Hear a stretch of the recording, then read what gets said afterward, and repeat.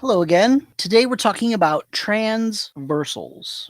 So, when you have angles that are formed by your transversal, when it intersects your parallel lines, you get some different kinds of angles here. So, notice that there are angles here on the inside of your parallel lines. Those would be called interior angles. All right. Now, when they are on the same side of the transversal, those would be called same side interior angles. But if they are across from each other, like D and E or C and F, we call those alternate interior angles. So we have same side interior angles and alternate interior angles. Those would be the angles that are on the inside of your parallel lines. Another type of angle that you're going to be on the lookout for with these transversals is vertical angles.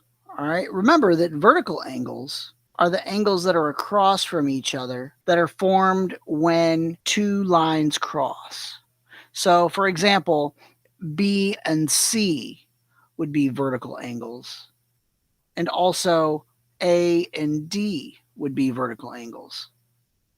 Another set would be G and F, and another set would be E and H. And remember, those are vertical angles. Another type of angle that you should be on the lookout for when dealing with transversals is supplementary angles. Now, remember, supplementary angles are the angles that add up to 180 degrees. You'll notice that angle A and angle B add up to 180 degrees. So angle A and angle B are supplementary, but also B and D are supplementary. You'll also notice that angle G and angle H are supplementary, as well as E and G. So angle E and angle G are supplementary. And that's not all of them. There's actually a total of 8 sets of supplementary angles here.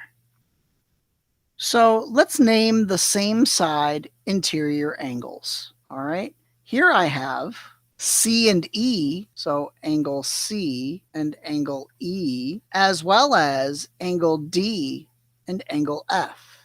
Let's name the alternate interior angles. Okay. So remember, the alternate interior angles are on the opposite side of the transversal, but across from each other, like this. So that means that angle E and angle D are alternate interior angles, and angle C and angle F are alternate interior angles. Now, let's name the vertical angles. All right, remember, the vertical angles are the angles that are formed when two lines cross and they're across from each other, like B and C. So angle B and angle C are vertical angles.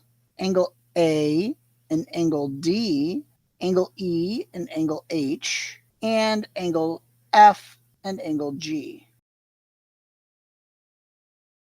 We've already talked about the supplementary angles. We've named that A and B are supplementary angles, and B and D are supplementary angles, but C and D are also supplementary angles.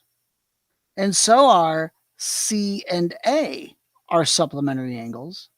I've already mentioned that G and H are supplementary angles, as well as E and G are supplementary angles, but F and H are supplementary angles, and E and F are also supplementary angles.